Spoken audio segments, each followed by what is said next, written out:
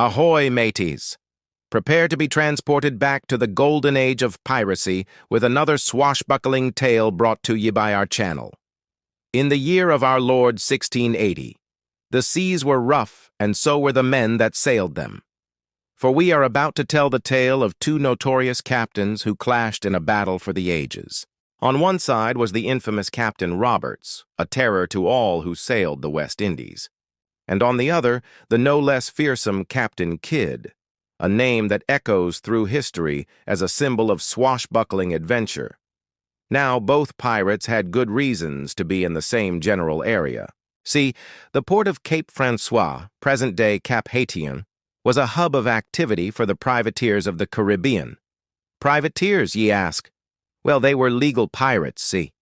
Back then, during the days of the Brethren of the Coast, privateering was a way for people to get their hands on some of that sweet gold and silver the Spanish galleons were known to carry from the New World back to old Europe.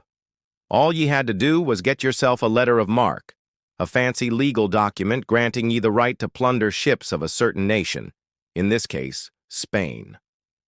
But where there's treasure, there's pirates, whether legal or otherwise, and soon the waters off Cape Francois were filled with privateers and pirates alike.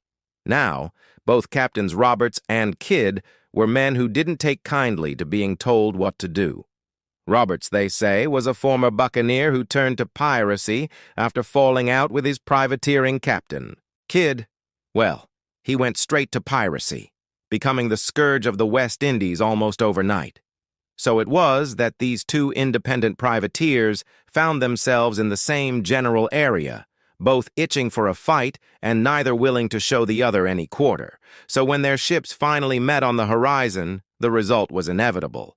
It was going to be an all-out pirate brawl. We may never know exactly how the battle started, but we do know that both sides fought with the ferocity that only men who made their living on the edge of the sword could muster. Imagine, if ye will, the clash of cutlasses under a sky filled with the smoke of muskets and pistols, the salty air thick with the smell of sweat and blood, the deck of the ship a treacherous stage for the dance of death. Roberts, they say, was a giant of a man, towering over most of his crew and wielding a cutlass like a scythe. Kidd, on the other hand, was a smaller, wiry sort, but made up for what he lacked in size with his lightning-fast reflexes and his knowledge of swordplay. It was a battle between a demon and an angel, between the fury of the storm and the flash of lightning, and as the fight raged on, it became clear that neither man would give an inch.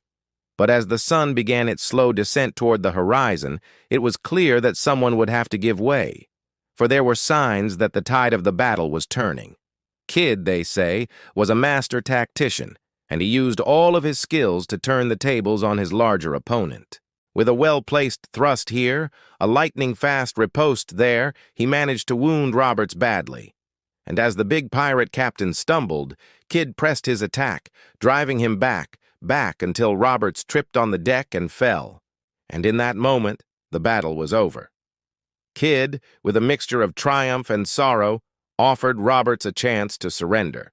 But Roberts, his face contorted with rage and pain, refused.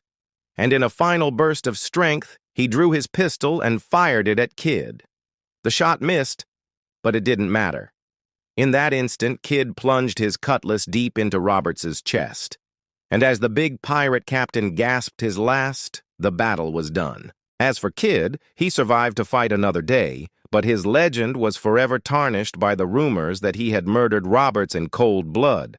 And that, me hearties, is the tale of how Captain Kidd went from privateer to pirate and the battle that made him famous.